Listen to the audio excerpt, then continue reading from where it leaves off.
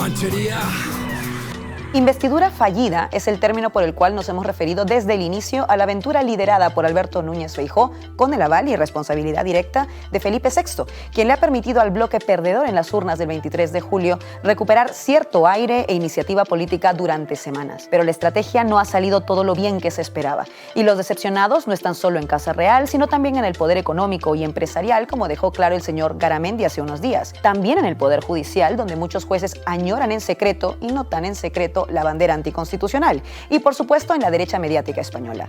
Un mes después, desde que Feijóo se convirtiera en el candidato para la investidura por decisión de su majestad, no de las urnas, no ha sido capaz de conseguir los votos que requiere para entrar en la Moncloa. Las navajas se han afilado rápidamente en el Partido Popular. José María Aznar o Isabel Díaz Ayuso nos han recordado al fantasma de Pablo Casado. Feijóo teme por su futuro y lo ha dejado claro cuando sugirió, por ejemplo, a Pedro Sánchez que le permitiera gobernar por 2 años. La desesperación juega malas pasadas. Pero las navajas se han afilado también en el Partido Socialista, en el sector caoba, para ser precisa. Felipe González y Alfonso Guerra han arremetido contra el líder del partido, pues consideran que la amnistía es imposible. Prefieren una alianza con el Partido Popular y consumar su viejo deseo de alcanzar esa gran coalición que llevan pidiendo desde 2015. El bloque posible existe, la investidura posible existe. Los números lo señalan de manera clara. La constante democrática en España es necesariamente plurinacional. Y mientras el bipartidismo, más herido de lo que parecía, sigue en sus disputas internas por evitar asumir ese hecho, nos encaminamos a una investidura fallida y sobre todo a negociaciones que nos dirán si nos toca resignarnos a que un segundo gobierno de coalición deje de ser progresista o por el contrario, tome nota de lo expresado en las urnas y decida ser todavía más audaz y valiente. Hoy en Zona Comanche hablamos de la investidura posible. Se convierte en Comanche. Comanchería. Bienvenidas y bienvenidos, Comanches, a una nueva edición de Zona Comanche este viernes, como todos los viernes aquí en Canal Red. Y hoy vamos a hablar de un tema importante. La próxima semana, el martes y el miércoles, se llevará a cabo en el Congreso de los Diputados lo que se ha llamado la investidura fallida. Hoy vamos a hablar del tránsito que ha habido entre los resultados del 23 de julio y este punto de llegada, digamos, donde Alberto Núñez Feijóo, el líder del Partido Popular, avalado por el rey Felipe VI, irá a pedir la investidura al Congreso pese a no contar en principio con los números. Hablaremos de esto hoy. Contamos en la mesa con Pablo Lorduy, periodista del Salto. Contamos también con Manu Levín, nuestro director de contenidos en Canal Red. Y nos acompañan también por videollamada María Corrales, politóloga y analista. Y también Jonathan Martínez, comunicador y analista político. Así que, como siempre, antes de empezar, vamos al resumen de Zona Comanche con el punto de mira. La próxima semana, el 26 y 27 de septiembre, se debatirá y votará la investidura de Alberto Núñez Feijóo en el Congreso de los Diputados. Una investidura que está abocada al fracaso, ya que no cuenta con los apoyos parlamentarios suficientes para salir adelante. El líder del Partido Popular solo suma los votos de su partido, de Vox, de Unión del Pueblo Navarro y de Coalición Canaria. En total, 172, a 4 de la mayoría absoluta. Por ello, el PP ha iniciado una ronda de contactos con el objetivo de recabar apoyos, incluso entre las filas socialistas, lo que ha hecho que algunos adviertan sobre la posibilidad de un tamallazo. La otra opción, una investidura de Pedro Sánchez, pasa necesariamente por los votos favorables de al menos 7 diputados de Junts per Catalunya y la abstención de los otros 5.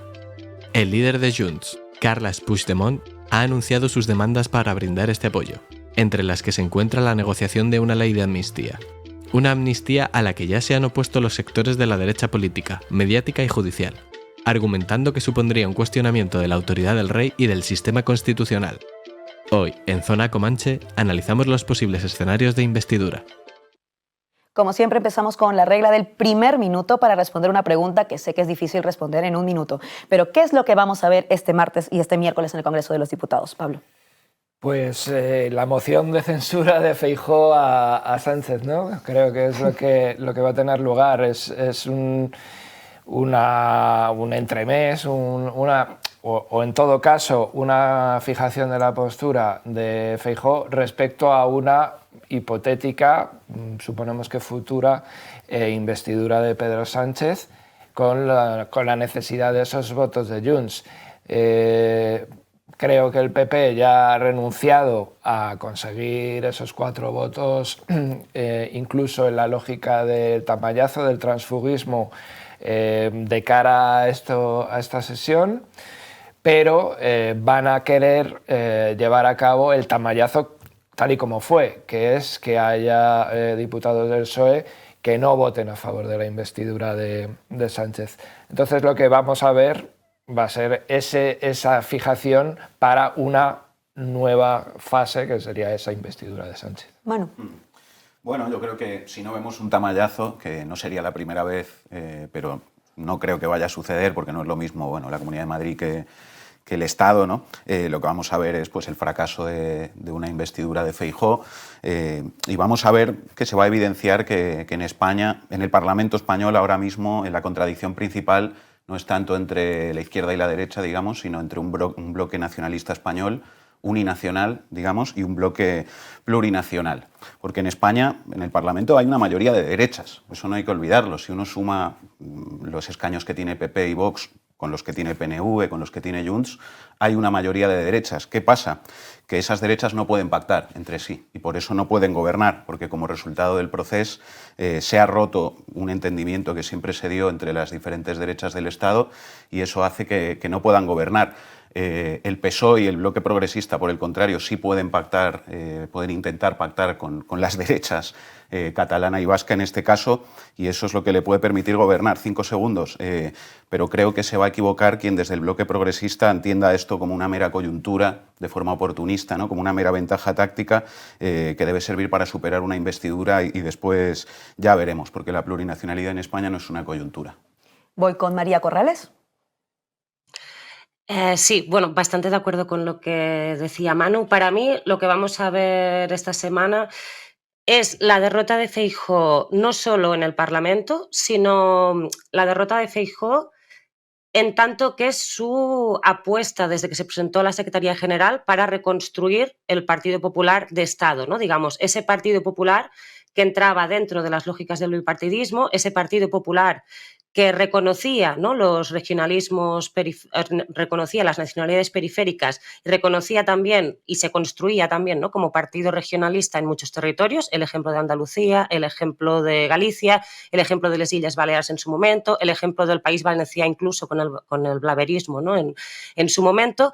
Creo que vamos a ver la derrota de ese intento de Feijóo por recuperar ese PP de Estado, ¿no?, que era capaz como de aglutinar, ¿no?, también esa pluralidad, de alguna manera, del Estado, que no pluralidad, pero sí pluralidad. Voy ahora con Jonathan Martínez, luego seguiremos profundizando, que sé que en un minuto es difícil. Sí, las sesiones de investidura, como las mociones de censura, no son como una competición deportiva donde unos ganan y otros pierden. Yo creo que la investidura es un acto político dentro de esa eterna guerra de posiciones que es la política parlamentaria. Y Feijóo ha basado toda su campaña en que debería gobernar la lista más votada, y todos sus movimientos postelectorales tienen que ver con esa idea, de modo que la sesión de investidura viene a reforzar ese concepto, presentarse como un ganador cuya victoria solo queda empañada por los votos en contra de un bloque de partidos heterogéneo, de una alianza que el Partido Popular y buena parte de los votantes del PSOE, no nos olvidemos, consideran antinatural. De modo que es un acto político contra el Partido Socialista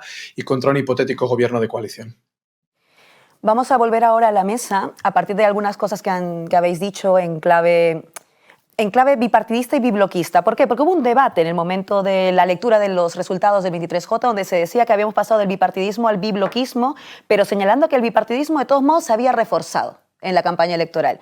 Lo que vemos ahora es que dentro de las tiendas del bipartidismo están lloviendo las navajas. Por un lado, en el Partido Popular, Aznar y Ayuso muy claramente desautorizando casi abiertamente a Feijóo, que se vio en la necesidad de luego inventar un acto para no quedar un poco descolgado de lo que planteaba Aznar primero y Ayuso después, pero también en el Partido Socialista, ¿no?, con González o con Guerra, y con Paje también hay que decirlo, ¿no?, diciendo muy claramente que no se puede ir por la vía de la amnistía, claramente, y también en general de que no se puede pactar con determinadas formaciones políticas.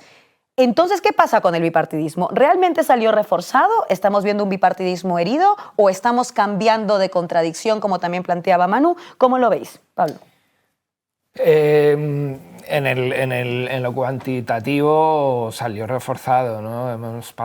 Ganó 11 puntos con respecto a las elecciones de 2019. Hay dos partidos que se van a seguir disputando la hegemonía y el control del Estado, que son el Partido Socialista y el Partido Popular. Y con respecto a la crisis del sistema de partidos, en la que entramos en 2014-2015, estamos en otra posición completamente diferente, ¿no? Yo creo que se ha cerrado esa vía. Lo que pasa es que estamos viendo que a Sánchez no le consideran de los suyos. Y entonces esto genera cierta distorsión. En un bipartidismo perfecto como en el del Reino Unido, en el momento en el que a su líder Jeremy Corbyn no se le consideró parte del establishment, se le dio carpetazo y se hizo todo lo posible por marginarle políticamente hasta que realmente cayó en desgracia, ¿no?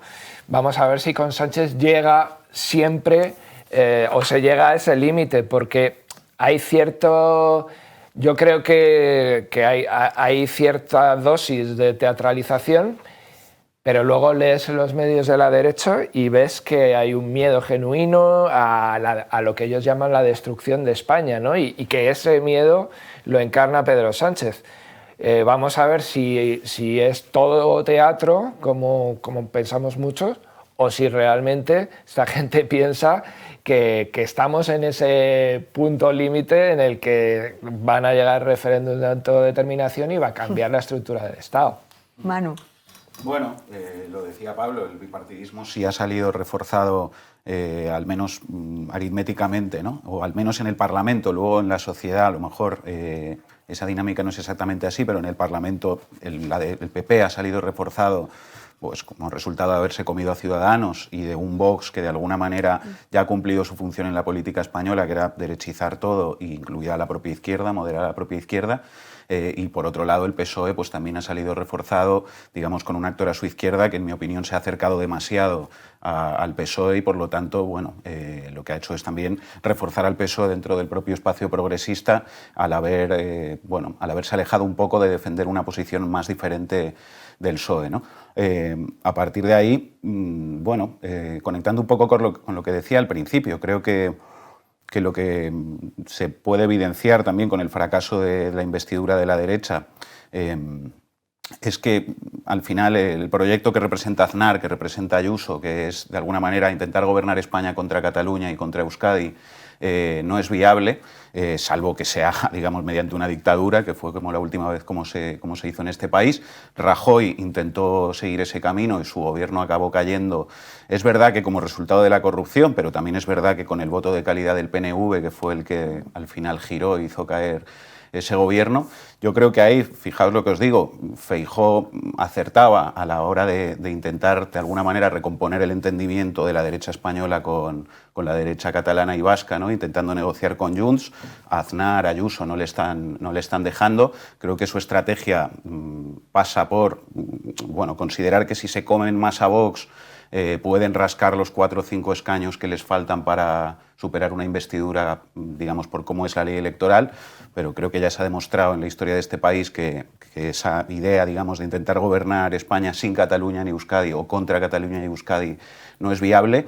Y por el lado del bloque plurinacional, digamos, pues lo que decía antes, ¿no? Si entendemos esto como una mera ventaja táctica, como una mera coyuntura de forma oportunista para superar una investidura, pero sin resolver la cuestión de fondo, creo que se podrá superar una investidura, pero no va a haber un gobierno que sea viable. Para que haya un gobierno que sea viable tiene que haber un proyecto de país que sea coherente con esa realidad plurinacional o plural, decía María, de España. ¿Voy con María? Sí, yo para retomarlo donde lo dejé antes, yo creo que para que haya bipartidismo lo primero que tiene que haber es turnismo, ¿no? Es decir, entonces nosotros podemos llegar a la conclusión de que los partidos, ¿no?, que históricamente han representado el bipartidismo salieron reforzados en tanto que escaños. Pero el bipartidismo como modelo político, ¿no?, implica necesariamente esa existencia del turnismo y esa capacidad de los dos grandes partidos de por lo menos representar una mayor parte, ¿no?, una cierta hegemonía dentro del conjunto del Estado, ¿no? ¿Qué pasa aquí? Que es donde me he quedado antes del minuto que no lo he gestionado muy bien. Pasa que el Partido Popular tiene un problema, y es que para que el Partido Popular pueda volver a gobernar España, no solo en términos de suma aritmética, ¿no?, de los partidos que conforman el Parlamento, sino también para que tenga capacidad, ¿no?, de penetrar en todos los territorios del Estado y poderse hacer cargo de, básicamente, el modelo de las autonomías y el respeto a la pluralidad, por lo menos, ¿no?, del conjunto del Estado, que es imprescindible para gobernar. Eso Feijóo lo sabe, porque ha sido su manera de hacer política en Galicia, ¿no?, intentando que el Partido Popular fuera allí el partido regionalista gallego, ¿no?, mucho más que el BNG, que en ese momento estaba en otras opciones políticas, con otras dinámicas. Y eso lo sabe Feijóo. El problema es que no le dejan, ¿no? Es decir, el problema de Feijóo, yo creo que es haber intentado, ¿no?, reconstruir ese Partido Popular de Estado que podía gobernar en País Valencià, en les Illes, en Galicia y ahora, ¿no?, también en Andalucía, ¿no?, que es la estrategia de Moreno, mucho más parecida a la línea inicial de Feijóo que no a la de Ayuso o que a otros varones territoriales. El problema es que Feijóo ha intentado recuperar eso en un contexto en el que la derecha en España ha cambiado y en dónde el país ha cambiado, ¿no? ¿En qué sentido ha cambiado o en qué sentido se expresa eso? Se expresa básicamente en que las demandas de los partidos con los que antes podías pactar, ¿no?, digamos, el PNV y Junts en particular, la cuestión de la independencia y, evidentemente, lo que ha sido la judicialización del proceso soberanista y su deriva política hacia el independentismo, pero también el PNV, que sabe que se está jugando la hegemonía en Euskadi con Bildu, que ya le ganó en las últimas elecciones municipales, ¿no? Es decir, estos actores han cambiado por la ruptura del pacto territorial, pero también la derecha ha cambiado a causa, ¿no?, digamos, de la ruptura territorial. La derecha se ha radicalizado dentro del Partido Popular para un sector, y un sector que se salió fuera, ¿no?, del Partido Popular, que es Vox, y que les marca toda la línea desde fuera. Entonces, esa presión, ¿no?, que tiene Feijóo, yo creo que es la que vamos a ver en la investidura. Es decir, un Feijóo que intentó que el Partido Popular volviera a recuperar, ¿no?, la amplitud de espacio que hace que el Partido Popular pueda ser un partido de Estado y pueda gobernar España, y lo que vamos a ver es la imposibilidad de conseguir eso. Entonces, como decía Manu, si no puedes ampliar por allí porque no te dejan, sea Aznar, sea Ayuso o sea Vox, ¿no?, con quien estás gobernando en comunidades autónomas, ¿no?, muy, muy, muy importante, solo te queda crecer por la derecha, es decir, solo te queda volverte a echar el monte, ¿no?, y como dijo Feijóo el otro día, por ejemplo, considerar que lo que está haciendo Sánchez es fraude electoral, por lo tanto volver a la cuestión del discurso ilegítimo, ¿no?, y volver un poco a la tesis que ya fue la tesis de Casado, de intentar rascar, ¿no?, esos 4 escaños que te quedan por la vía de Vox, ¿no?, a partir de una hipotética repetición electoral, ¿no?, que es lo que vamos también a ver en la manifestación del 24 en Madrid. Y eso es un error, porque más allá de que electoralmente tú puedas crecer por un lado o por otro, el Partido Popular no va a volver a gobernar España si no es capaz de reconocer, digamos, por lo menos la España existente. ¿Con Jonathan? La pregunta es si se ha reforzado el bipartidismo. Yo creo que se presenta una paradoja. Por un lado, regresamos a una concentración de votos en los polos de los partidos tradicionales. Tenemos a un Partido Popular que devora a Ciudadanos sin dejarse sobrepasar por Vox, y al otro lado tenemos a un Partido Socialista que ha contenido el posible crecimiento de Sumar y ha sabido concentrar el voto útil con un discurso, aunque sea simbólico, contra la extrema derecha.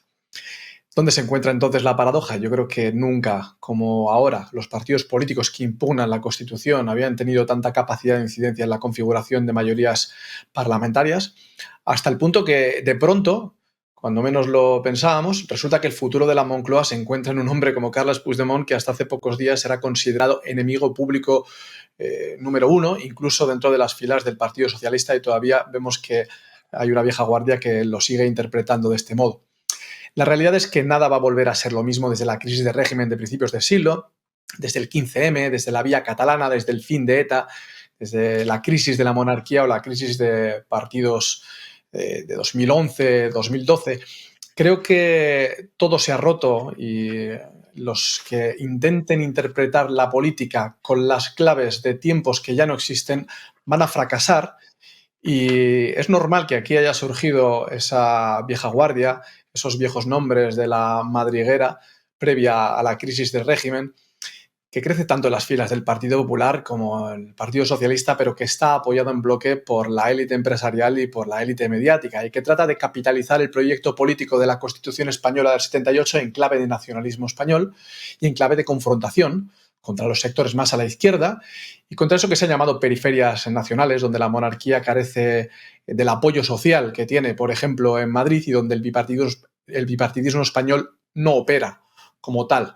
De modo que vivimos tiempos interesantes y la Constitución que ha sostenido durante tantos años ese régimen bipartidista, aunque siga vigente, está puesta en cuestión cada vez más en sus mimbres. Y de ahí surgen algunas propuestas que no modifican o alteran la Constitución, pero que tratan de reinterpretarla. Veremos hasta qué punto nos enfrentamos a una segunda transición o a la posibilidad de una segunda transición, o si el régimen se vuelve a cerrar sobre sí mismo para tratar de ofrecer las soluciones de siempre a problemas que son nuevos. Interesante, porque hemos hablado de los movimientos que han ocurrido en la derecha, pero no solo en la derecha, Manu también lo apuntaba, María también, y luego Jonathan ha planteado cómo esto en realidad responde a una crisis de régimen, porque claro, cuando decimos es que a Feijóo no lo dejan, en realidad no es que a Feijóo no lo dejan, sino que en realidad lo que ocurre es que tenemos este desplazamiento porque hay una crisis irresuelta de fondo. Podría ser Feijóo, podría ser cualquiera, pero el Partido Popular no entiende que pueda ceder en determinadas cosas y sin embargo, y esta es la clave, ahora sí hay, no solamente porque hay un bloque mayoritario más bien plurinacional, más que progresista en este momento, sino que ha entrado un tema que antes parecía imposible y que hoy parece casi irrefutable, que es el tema de la amnistía. Quiero que escuchemos unas declaraciones de Pedro Sánchez recientemente en Naciones Unidas, hace tan solo unos días, respondiendo precisamente a los comentarios de la demanda de Junts por la amnistía, pero también a un Oriol Junqueras que había dicho que la amnistía ya había sido pactada. Escuchemos a Sánchez y luego volvemos a mesa. Y cuando digo que voy a ser coherente con la política que he hecho de normalización y de estabilización de la situación política en Cataluña, pues, en fin, estoy diciendo mucho. Pero ya les adelanto que será coherente con lo que hemos hecho. La sociedad catalana ha dicho sí a la política de reencuentro que ha impulsado el Gobierno de España desde hace 4 años, tomando decisiones arriesgadas, pero que efectivamente pues, nos han llevado a una situación de estabilización y de normalización de lo que hoy, en fin, pues sucede y disfruta la sociedad catalana. Esto parecía impensable hace algunos años y sin embargo ahora, ¿es solo la correlación de fuerzas lo que lo obliga a esto o hay algún otro tipo de entendimiento de lo que hoy corresponde? Pablo. Bueno, en una respuesta amplia, lo que lleva a esto es la propia historia de España, ¿no? y de cómo se ha constituido la nación o la nación frustrada, vamos a decir, a pesar de haber intentado perpetuar, digamos, una idea, pues eso, uninacional, basada en un artículo 2 de la Constitución dictada por los militares, etcétera, los problemas siempre vuelven, ¿no? Y yo creo que Sánchez al final no deja de ser un turista accidental en la historia, pero que tiene, pues se le han presentado varias encrucijadas en esta crisis múltiple que no es solo del Estado español, sino que es de todo el mundo, pues se le presentan las encrucijadas y como alguien accidentalista las va resolviendo rodaja a rodaja, como puede, ¿no? A mí de todo esto lo que me sorprende siempre es la debilidad con que se autopercibe el Estado español y sus agentes operadores, ¿no? Esa indefensión que dicen que tienen. Hoy estaba leyendo a Ignacio Varela, que viene del sector guerrista, en El Confidencial, y hablaba de la indefensión del Estado ante esta posible ley de amnistía, que por supuesto, como Junqueras, da por pactada. Dices, indefensión del Estado, ¿de qué? Si tienen al Tribunal Constitucional, tienen al Tribunal Supremo, tienen a las fuerzas y cuerpos de seguridad del Estado y están apelando continuamente al borboneo, a la autonomía de Felipe VI, etc. Estamos viendo en los últimos años, desde la crisis de 2008, como el Estado se revuelve como un escorpión y aún así todavía se sigue viendo indefenso. Yo es que me llama la atención, me sorprende esa esa debilidad autopercibida de quienes tienen la potestad de endurecer el código penal, de llevar a la cárcel a gente que no ha roto una farola, etcétera, etcétera. Y que además lo vienen haciendo. De hecho, antes de dar pase a Manu, escuchemos al hilo de lo que menciona el Orduy a Vicente Guilarte, el presidente en funciones del Consejo General del Poder Judicial, al respecto. Una amnistía un poco ocasional y sin un consenso al menos mayoritario, yo no sería muy partidario, pero hay elementos detrás que pueden forzar. Evidentemente todos sabemos la necesidad, la urgencia que al día de hoy hay de los votos del señor Puigdemont. No sería muy partidario, dice, como si no tuviera muchísimo poder el presidente en funciones del Consejo General del Poder Judicial. Manu. Bueno, yo insisto en la idea que creo que es la idea de fondo en mi análisis, que es que esto de la plurinacionalidad no es una coyuntura, ni es un suflé que se va a desinflar, ¿no?, como ha pretendido pues, algunos actores durante estos años, porque es algo constitutivo de este Estado y de cómo se ha construido España, ¿no?, el Estado español. Es más, que la gobernabilidad esté en manos de Puigdemont no es una carambola aritmética del destino. Oiga, es que siempre la gobernabilidad de España, siempre que no ha habido una mayoría absoluta, ha estado en manos del PNV, de lo que hoy es Junts. No es, digamos, una circunstancia coyuntural de que se han alineado una serie de astros y ha habido una carambola aritmética que ha puesto la gobernabilidad en manos de Puigdemont. Es que eso siempre fue así. Hay algo que decía ahí Pedro Sánchez, que yo creo que es verdad, y es que el independentismo fue derrotado en las elecciones generales en Cataluña, ¿no?, la primera fuerza política, el PSOE, a Junts le fue muy mal, a Esquerra le fue mal también, aunque gobierna la Generalitat, eso es verdad, pero le fue mal en las generales. El proceso, digamos, que se ha terminado, pero los ecos de esa ruptura entre las élites políticas catalanas y españolas, fundamentalmente, es lo que sigue marcando la política. Y forma parte de un elemento que es esencial en lo que es la construcción del Estado español y, por lo tanto, bueno, para que exista una gobernabilidad posible en España, yo creo que hay que entender eso. Hay sectores en el PP y en el PSOE también, digamos, que no comprenden eso o que no están dispuestos a transitar ese camino. Yo creo que se equivocan, digamos, que hacen mal a los intereses de sus propias fuerzas. Es decir, creo que mientras en el PP siga impuesta la línea de Aznar y de Ayuso, digamos, de no explorar ningún tipo, no intentar recomponer el entendimiento con la derecha catalana, van a tener muy difícil gobernar. Quizá puedan superar una investidura rascando unos escaños más si se comen a Vox y si la izquierda se rompe, etcétera, pero creo que sería un gobierno inviable. Y por el otro lado igual, Felipe González, Alfonso Guerra, digamos que tratan de impedir a Pedro Sánchez también recorrer ese camino. Lo que pasa es que yo creo que Pedro Sánchez manda más en el PSOE de lo que manda Feijóo en el PP, o eso es lo que se está evidenciando.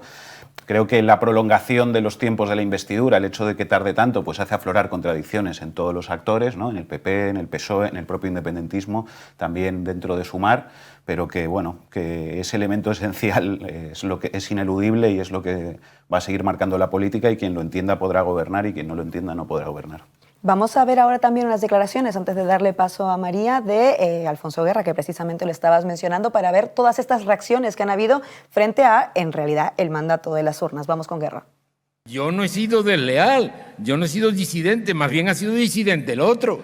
La amnistía hace desaparecer el delito, borra el delito. No es que perdona al delincuente, sino que lo borra. Voy con María Corrales. Mira, pues empiezo por las últimas palabras de Felipe González.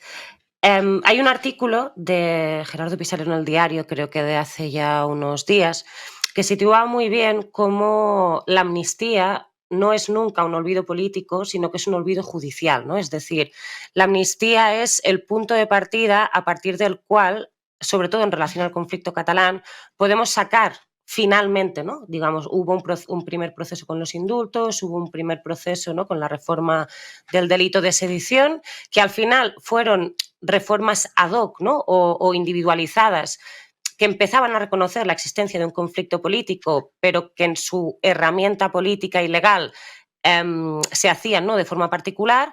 La amnistía ya no. La amnistía es para mí, ¿no?, el punto de partida según el cual puede haber un olvido judicial, es decir, una enmienda, ¿no?, a lo que fue el papel de los jueces y el papel del Partido Popular judicializando el conflicto político en Cataluña, precisamente para que se pueda hacer política, ¿no? O sea, pero no política, digamos, en el sentido vacío que se dice mucho en relación ¿no?, al debate catalán, siempre es lo mismo, ¿no? Es como, hay que salir de los jueces para hacer política. Es como, a ver, hacer política no es solo hablar de las demandas políticas que tenga Cataluña o que en Cataluña podamos pasar página de esta situación, ¿no?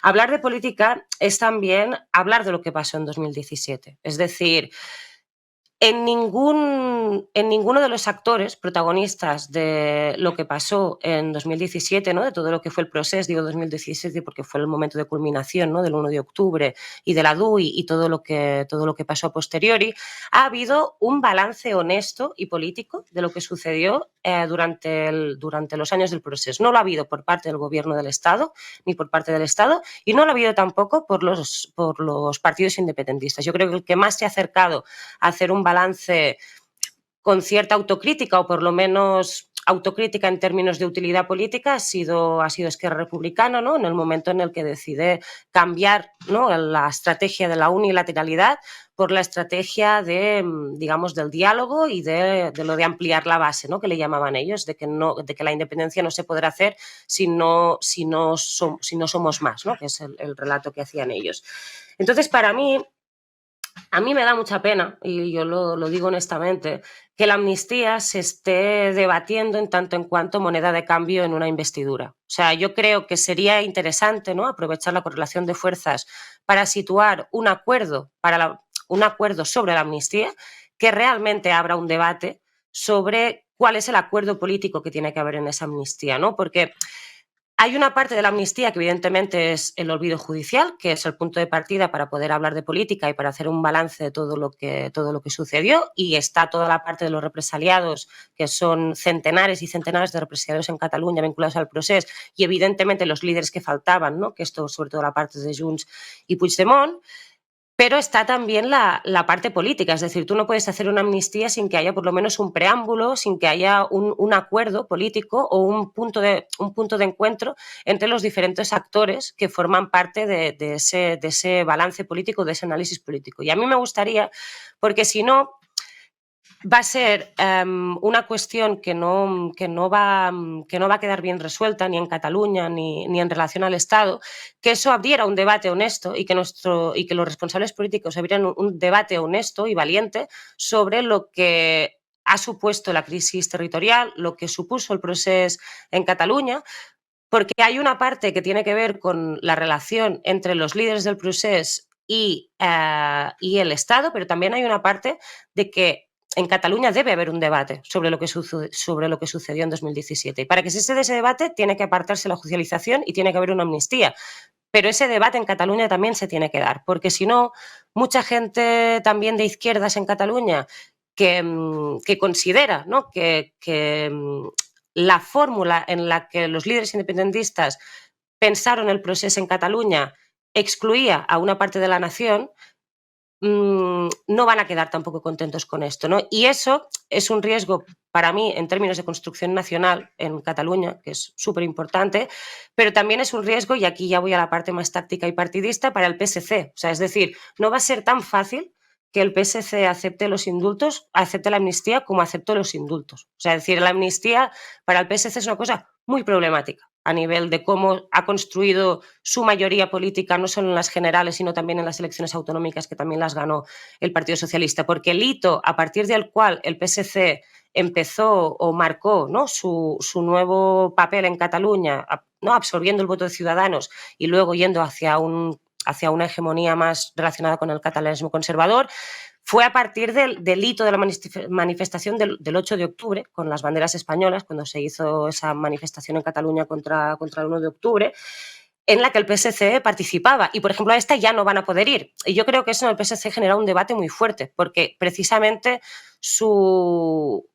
ellos hacen el análisis de que parte de su éxito electoral en Cataluña viene de ahí, ¿no? Entonces, a mí sí que me parece que la amnistía, ¿no?, muy a diferencia de lo que decía Felipe González, es un olvido judicial y no político, pero que es precisamente la condición de posibilidad de que se dé un debate político responsable, real y no tacticista sobre lo que ha sucedido con la crisis territorial y lo que fue el proceso soberanista en Cataluña y sobre la propia nación catalana y cómo se tiene que relacionar con el resto del Estado.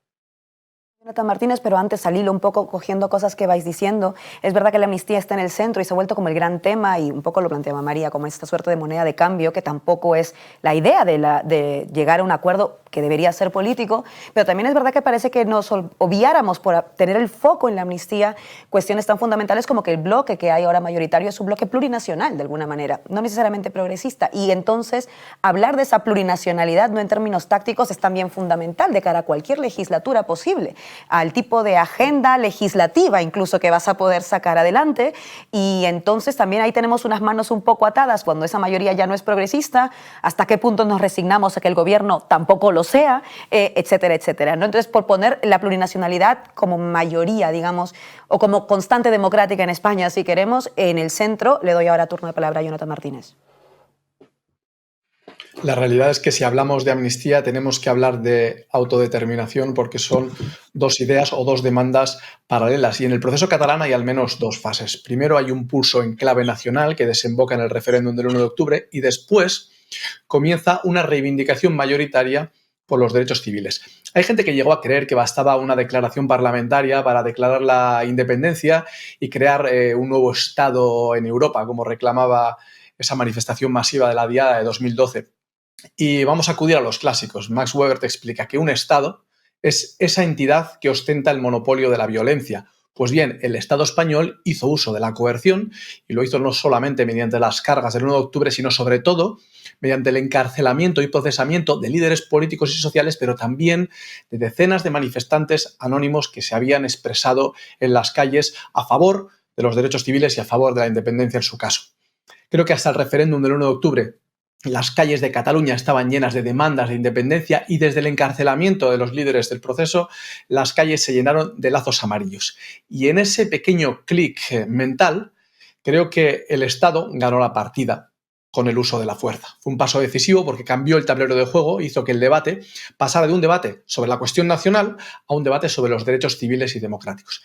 Y aunque la derecha y sectores del Partido Socialista traten de crear un tabú sobre la amnistía, la realidad es que las medidas de gracia nunca jamás han sido un problema para los gobiernos en el Estado español en los últimos años.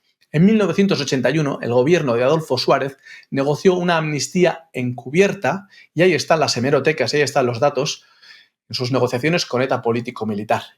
Y por eso, entre otras cosas, quedaron varios atentados sin investigar. Ahora que se habla mucho de la impunidad, creo que sería muy interesante regresar a esa época si queremos conocer toda la verdad y saber por qué algunos líderes de Euskadi Ezkerra pasaron al Partido Socialista de Euskadi sin haber rendido cuentas. Y creo que después podemos hablar de las decenas de indultos que ha firmado el Partido Popular, de los acercamientos de presos también y de las medidas de gracia de los terceros grados que siempre formaban parte de alguna negociación política para mantener los respectivos gobiernos, fuera el de Adolfo Suárez, fuera el de Felipe González, fuera el de José María Aznar. Se ha hecho siempre y se seguirá haciendo siempre en política, porque la política, nos guste más o menos, es esto. Y la cuestión es que el debate de derechos civiles, el debate de si es necesaria o no una amnistía y cómo se debe aplicar, es un debate espinoso para algunos, pero la realidad es que es una baza también que permite dejar de abordar el grande y eterno debate pendiente del Estado, que es el debate sobre la unidad de España y el derecho a la autodeterminación de los pueblos. Y el día de mañana, cuando la amnistía sea efectiva y cuando los derechos civiles vuelvan a operar de nuevo, al menos en Cataluña, el debate sobre el derecho a autodeterminación seguirá ahí, el debate sobre la independencia seguirá ahí y más tarde que temprano o más temprano que tarde, no sé, alguien tendrá que abordarlo o seguiremos encastrados una y otra vez en el mismo bucle eterno. Que eso es algo a lo que tienen que llegar y estar convencidos. Quiero que de todas maneras hablemos también de la investidura posible. Hemos hablado de la investidura fallida, pasemos ahora a darle un repaso breve a la investidura posible. Todo indica que la investidura posible es la de Pedro Sánchez. Yo, de hecho, me preguntaría, y planteo la pregunta al panel también, ¿con quién negocia Sánchez ahora mismo? ¿Cómo están las fuerzas en el espacio progresista? ¿Son estas las fuerzas protagónicas? Da la impresión de que no. ¿Con quién está negociando Sánchez? ¿Y qué nos dice esto de la diferencia entre la legislatura anterior y la de ahora? ¿Hasta qué punto Pedro Sánchez está respirando más tranquilo que hace 4 años? Respira más tranquilo porque yo creo que él tiene el aval de haber sido ya presidente, que cuando Sánchez negoció antes de la moción de censura y fracasó para sus sesiones de investiduras, pues todavía era un líder intercambiable, ¿no? Ahora ya es como el enemigo a batir por parte del Partido Popular y por parte de sectores del Estado, de su partido y del establishment, ¿no? Del sistema. Él tiene, digamos, ya algún tiro pegado y eso le da cierta tranquilidad, ¿no? También, parafraseando a Guerra, la tranquilidad del Tabú del Mississippi, ¿no? que se está demostrando. Yo creo que la investidura de Feijóo iba para Tamayazo y se va a quedar en Tamamazo, ¿no? Va a ser muy parecida a la de Ramón Tamames. O sea, no va a aportar mucho políticamente. Es verdad lo que dice Jonathan, que estos son declaraciones de intenciones y sigue cierto proceso de impugnación. Y a partir de ahí, Sánchez todo este mes lo ha gastado en que fuera Feijóo el que el que se iba agotando en sí mismo, pero ni los medios de comunicación ni en las propias fuerzas del establishment y del poder son tontas, y entonces ya ha entrado en funcionamiento la segunda fase, que es toda la presión sobre ese posible pacto con Junts, ¿no? Es curioso porque antes de las elecciones el problema era EH Bildu y ahora ya es Junts. Y toda esa presión la estamos viendo reforzada para conseguir 2 objetivos. No está asegurado que se encargue la investidura a Pedro Sánchez. Eso lo tiene que decidir después de otra audiencia con Felipe VI, que podría decidir por su cuenta y riesgo, y vemos que habría mucha gente que lo apoyaría, no hacer ese encargo. Esto es una hipótesis.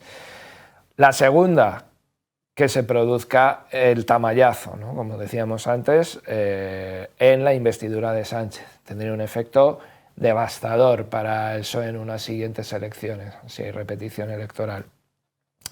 Y la tercera, y la más posible, y yo creo que es, digamos, me la juego a que en un 80% es lo que pasará, pues que al final se llegará a un tipo de acuerdo con una ley de amnistía que yo me temo bastante que va a ser un tirar para adelante, que era lo que comentaba Manu, ¿no? Que va a ir una ley de mínimos que incluso Puigdemont vaya a poder tener problemas para llevar a Cataluña, porque va a ser, o por lo menos lo que se está comentando es en números muy reducidos de personas que se saldrían beneficiadas de eso. Pero yo creo que esa es la tercera posición, la de una investidura exitosa de Sánchez con el voto de todas estas fuerzas de las que estamos hablando, pues es la más plausible a día de hoy. También es verdad que la primera opción que nos dice que Felipe VI decida no darle la investidura, es verdad que tiene mucho poder, pero vamos, que también sería en sí mismo una declaración de intenciones dentro de ese bloque de la reacción, digamos, ¿no? De alguna manera. Antes de ir con Manu, con María, que me estaba pidiendo palabra.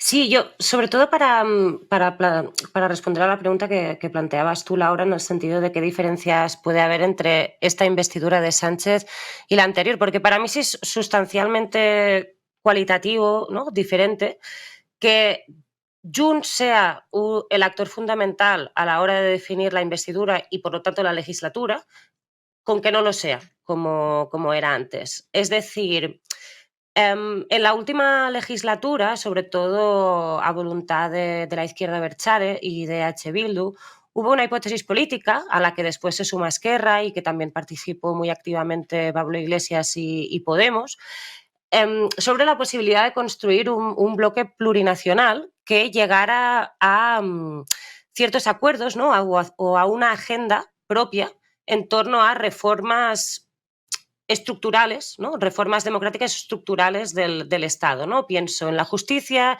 pienso en la monarquía, ¿no? Y tantas otras cuestiones que desde una izquierda soberanista dispuesta a reformar el Estado en clave democrática se podía llegar, ¿no?, a esa agenda propia. Esa agenda, desgraciadamente, se empezó a trabajar, ¿no?, en distintos espacios y también, en parte, desde el Congreso. Yo creo que con la cuestión de la monarquía fue como una de las evidencias, ¿no?, más grandes y de más capacidad de trabajo en común, pero no llegó, digamos, como a formalizarse, ¿no?, en una agenda de reformas legislativas que luego pudiesen o no ser aprobadas en el Congreso, ¿no? Por lo menos no llegaran a cristalizarse o a concretarse, ¿no?, en términos de agenda política.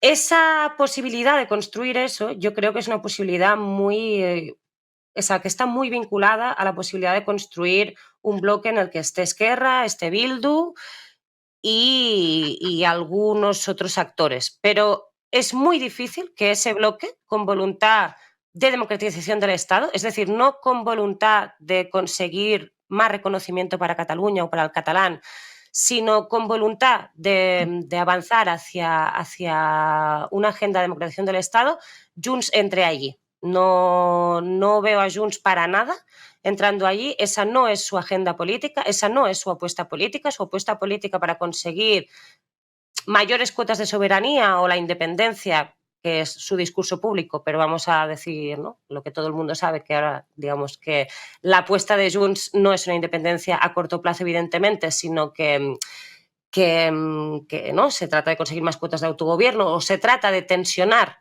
la situación hasta que vuelva a haber una movilización política y social en Cataluña en torno a la independencia. Su agenda no pasa por ahí, ni en términos sociales ni en términos democráticos. ¿Cuál es el problema de eso? Bueno, el problema es que eso implica que todos los actores que tienen importancia a la hora de construir ese bloque plurinacional tienen más difícil llegar a una agenda común. Y eso implica que la legislatura, en caso de conseguir el voto favorable de Junts, va a ser absolutamente inestable. O sea, es decir, Sánchez puede llegar a pasar la investidura y yo creo que Junts se equivocaría a nivel estratégico si no dejara pasar la investidura, porque ellos tienen la sartén por el mango ahora a la hora de decidir todo lo que se aprueba o no se aprueba en el Congreso de los Diputados. ¿Y por qué creo que lo tiene complicado? Primero, por una cuestión interna en Cataluña, es decir, Junts tiene su objetivo principal no es hacer política en España, sino que es superar a Esquerra Republicana en votos en las próximas elecciones catalanas. Y eso significa que Junts y Esquerra compiten básicamente dentro del campo electoral del independentismo, en el que el debate es quién queda como primera fuerza dentro del bloque independentista, porque fuera del bloque independentista lo más probable es que vuelva a ganar el PSC, para sumar una mayoría y por lo tanto gobernar la Generalitat. Ahí está Junts. Entonces, a Junts lo que le interesa ahora mismo es subir la apuesta todo lo posible para, digamos, dejar de pagafantas a Esquerra Republicana y recuperar, ¿no?, ese voto independentista hacia ellos, para superar ni que sea por un voto a Esquerra Republicana y pedirles, ¿no?, otra vez que les den la apuesta de la Generalitat, ¿no? Y por el otro lado, lo que decía antes, ¿no? Es decir, no hay una apuesta por parte de Junts per Catalunya por participar de esa hipótesis del bloque plurinacional que se empezó a tejer en la última legislatura. Y por eso de ahí sí que me parece interesante que frente a esa estrategia de Junts, que puede ser más particularista, partidos, ¿no?, como la izquierda abertzale hayan convocado, ¿no?, la manifestación, por ejemplo, que han convocado para el próximo 18 de noviembre para abrir un nuevo pacto territorial, ¿no? Es decir, intentando resituar un poco como la tensión social, política y de movilización en torno a esa agenda que se empezó a fraguar en la legislatura anterior, pero que por falta de apoyo popular y por falta de capacidad de centrar el debate en estas cuestiones no se pudo cumplir, ¿no? Por lo tanto, creo que es inteligente y es interesante que la izquierda abertzale haya decidido intentar hacer su propio pulso y construir su propia agenda para marcar de qué va a ir la legislatura para las fuerzas ¿no?, soberanistas o que representan a los nacionalismos periféricos. Han salido varias cosas en la mesa, han salido, bueno, la tesis también de María, que plantea que va a ser una legislatura completamente inestable, que eso creo que es algo que también vamos pensando, las tres hipótesis de El Ordo, y voy con Jonathan Martínez y volvemos a mesa. Sobre la investidura fallida previsiblemente de Feijóo hay que hacerse una pregunta. ¿Es una investidura perdedora, sí o no?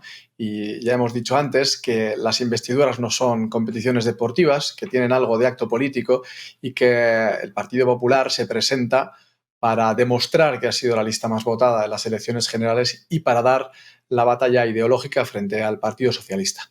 Yo creo que aquí hay un ejemplo que se ha puesto ya encima de la mesa, son las mociones de censura de Vox, que eran mociones perdedoras y sin embargo le sirvieron a la extrema derecha para visualizarse como alternativa al gobierno de Sánchez. En 2 ocasiones, además, en sesiones parlamentarias de 2 días, y para reforzar no solamente ese discurso de impugnación al gobierno, sino para hacer recaer toda la presión sobre sus competidores directos, en este caso el Partido Popular. Pero es que también Pedro Sánchez se presentó a una investidura perdedora, en aquel caso de la mano de Albert Rivera, y Sánchez tenía un objetivo, que era escenificar una suerte de centralidad maltratada, a un lado por el Partido Popular y al otro por Unidos Podemos, en aquel momento se llamaba así, y se trataba de generar contradicciones en el bloque liderado por Pablo Iglesias, que apostaba desde el principio por un gobierno de coalición donde Ciudadanos no tenía ninguna cabida. Yo creo que aquí hay también una lectura en clave democrática. El PP en su día se negó a trenzar un cordón sanitario sobre la extrema derecha. Fue Juan Manuel Moreno el primero que legitimó a Vox como un aliado fiable y rentable en ese caso, y ese cordón sanitario que nunca existió sobre la extrema derecha se lo está aplicando ahora la mayoría del Congreso de los Diputados al Partido Popular, precisamente por sus acuerdos con Vox. De hecho, se puede explicar así que haya perdido la posibilidad de trenzar alianzas no solamente con el Partido Nacionalista Vasco, sino con el espacio posconvergente, 2 alianzas que eran históricamente permeables tanto al Partido Socialista como al Partido Popular. Hay una novedad, y es que en su momento el gobierno de coalición entre Sánchez y Iglesias fue muy novedoso, rompía una larga tradición, y la peculiaridad tiene que ver con la plurinacionalidad que defendía en aquel momento y defiende ahora Unidas Podemos. Hace bien poco Arnaldo Otegi explicaba algo que ya hemos dado por hecho, pero que en su momento tenía un carácter extremadamente novedoso también, y es que Euskal Herria Bildu y Esquerra Republicana entraban en acuerdos con el gobierno. Dice Otegi, hay 2 elementos que favorecen esta excepcionalidad, estos acuerdos más tácticos que estratégicos. En primer lugar, la amenaza de la extrema derecha. Si no hay una concentración en clave frente populista, digámoslo así, la extrema derecha puede alcanzar el gobierno y cotas de poder en el Estado español, con el ejemplo ya reciente de Italia y en otros casos de Europa, donde el avance de la extrema derecha es una amenaza real. Pero además decía claramente que lo que había facilitado esos acuerdos con el gobierno era la existencia de una fuerza política que defendía la plurinacionalidad. Y en este caso se refería a Podemos. Pues bien, un apunte breve histórico sobre de dónde viene el concepto de la plurinacionalidad, que es algo que aparece en la Constitución boliviana de 2009, y Íñigo Rejón, que dedicó su tesis doctoral a estudiar ese proceso constituyente, lo importó al discurso de Podemos con la peculiaridad de que esa plurinacionalidad desaparece prácticamente del discurso de Más País, pero Unidas Podemos lo sigue haciendo suyo. De modo que sigue siendo el gran debate pendiente, pero además el banderín de enganche que permite sostener este posible gobierno medio progresista o medio plurinacional con pinzas, aunque sea con legislaturas inestables, aunque sea con prórrogas de los acuerdos presupuestarios. Y seguimos incidiendo en la misma cuestión. Va a ser el debate nacional pendiente aquel que tenga que resolverse de alguna manera. Y no hace falta ir a la Constitución de Bolivia. Probablemente nadie ahora mismo está pensando en la posibilidad de que la Constitución española declare a España como un Estado plurinacional, porque ya lo hace. El Estado español, en la Constitución del 78, reconoce la existencia de nacionalidades. El problema es que también dice, y en aquel momento se hizo para contentar a las fuerzas que venían del franquismo, que nación solo hay una, que es la española. Y los jueces ahora mismo están interpretando la Constitución en su sentido más estricto.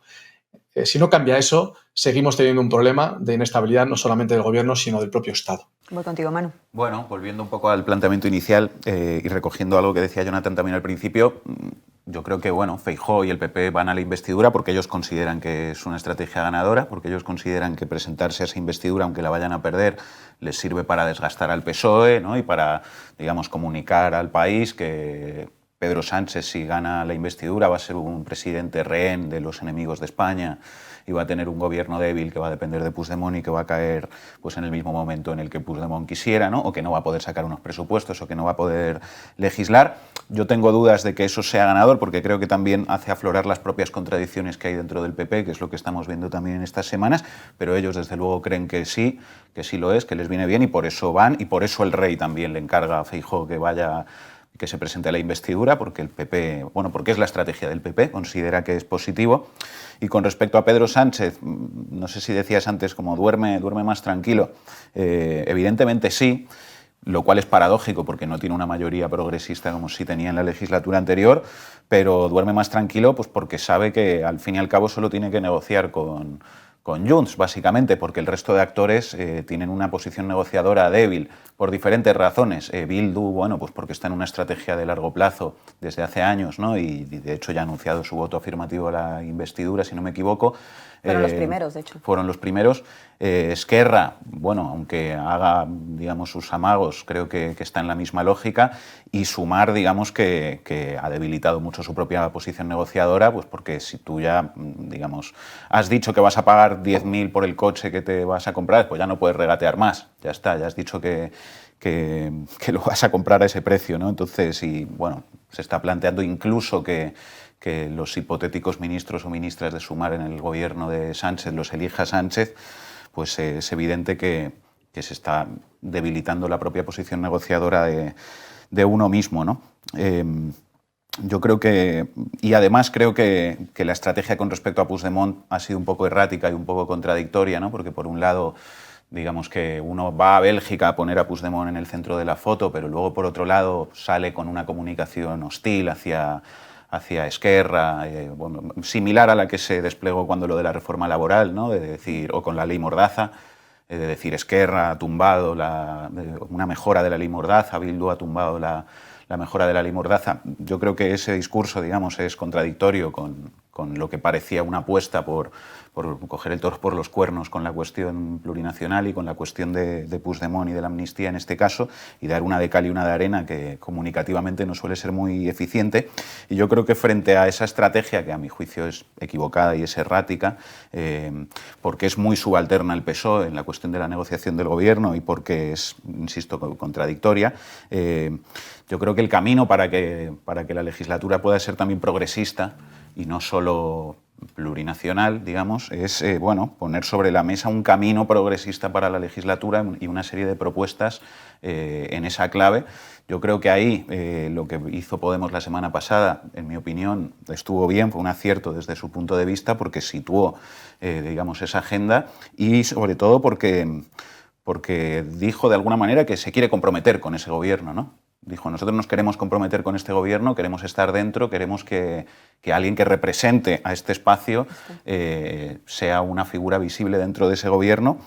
Y yo creo, sinceramente, fíjate que Sánchez haría bien para sus propios intereses incluso en incluir a Podemos en ese gobierno y tenerlo comprometido con ese gobierno, más que, digamos, dejarlo fuera y tener que, bueno, porque el otro camino es tener que negociar entonces después de la investidura, que ok, va a contar con los votos, ¿no? Seguramente, pero después de la investidura va a tener que negociar cada voto de los 5 diputados que tiene Podemos si, digamos, lo deja en una posición de no estar comprometido con el gobierno. Por lo tanto, yo creo que haría bien en hacerlo y creo que es un acierto, bueno, pues una estrategia un poco más de iniciativa, ¿no? De marcar un rumbo para la legislatura y para el gobierno, ¿no? Porque también hay que preguntarse eso, quién va a formar parte de ese hipotético gobierno y qué camino va a seguir. Si no va a ser, bueno, un patear la lata para adelante, ¿no? Como venimos diciendo a lo largo del debate, y un gobierno que va a tener muy difícil legislar y desarrollar una agenda que no parece que esté muy clara. Es verdad que nos centramos mucho en el tema de la investidura, pero es importante saber qué tipo de gobierno y quiénes van a integrar ese gobierno, que también es importante.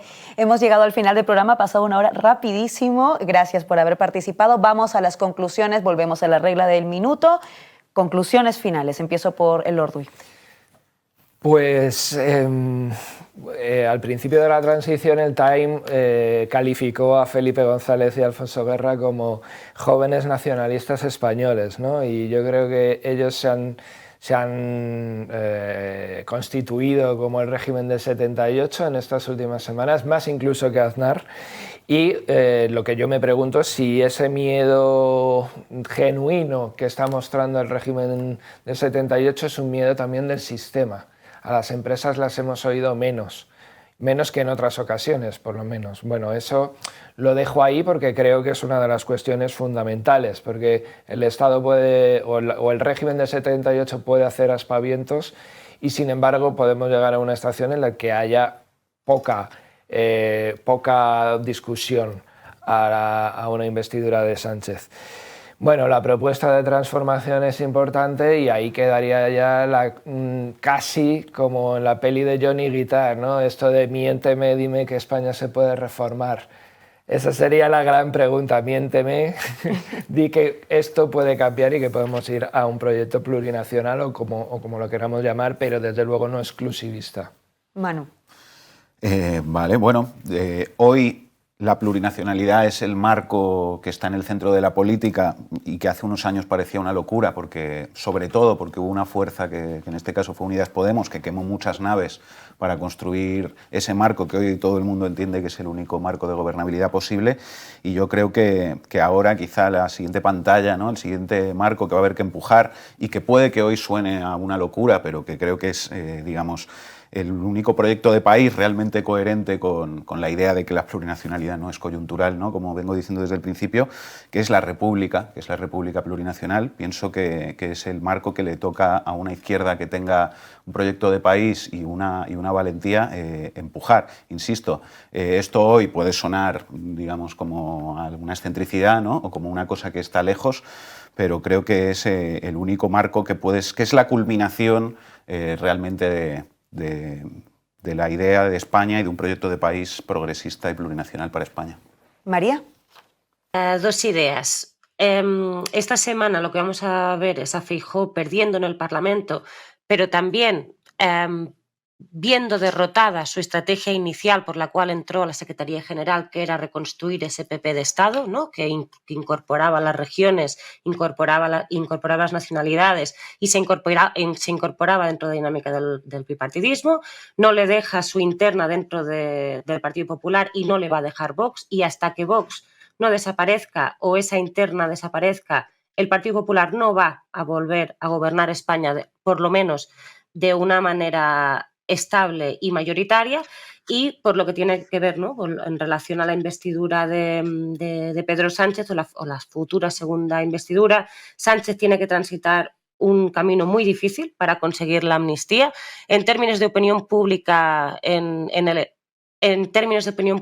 Estado, pero también dentro de su interna en lo que significa el PSC y el Partido Socialista Obrero Español, y en caso de conseguirlo va a tener una legislatura muy difícil en la que Junts no va a jugar al juego del bloque plurinacional y progresista que vimos en la legislatura anterior. Jonathan, tu minuto. En lugar de una conclusión, un epílogo, se ha puesto todo el acento de la viabilidad del gobierno de Sánchez en el papel de Junts, pero la realidad es que Sánchez tiene que negociar, en primer lugar, con los actores de Sumar, que son diversos y cuyos discursos no siempre coinciden entre sí. Podemos no es Izquierda Unida ni es Compromís, pero es que además Sánchez tiene que negociar con el Partido Nacionalista Vasco y con Euskal Herria Bildu, que está desbancando poco a poco esa tradicional hegemonía jeltzale ya a las puertas de unas elecciones autonómicas. Por último, Sánchez tiene que negociar a la vez con Esquerra Republicana y con Junts, dos actores políticos que son rivales en Cataluña y también con un horizonte electoral a corto plazo. De modo que el tablero se complica y no sé si se complica para bien o para mal, pero todos van a poner su fuerza negociadora en los próximos meses y va a ser interesante, por lo menos para quienes hacen análisis político. El tablero se complica, nos quedamos con esa reflexión. Esperemos que esa complicación sea también una oportunidad para lo que hemos hablado también en esta tertulia. Gracias por acompañarnos y gracias a ustedes por seguirnos. No olvidéis que para que podamos seguir teniendo debates así a profundidad de temas que probablemente otros medios no tocan con este rigor, necesitamos de ustedes. Entren a canalred.tv y denle a suscribirse y nos vemos el próximo viernes. ¿Sabes qué significa Comanche?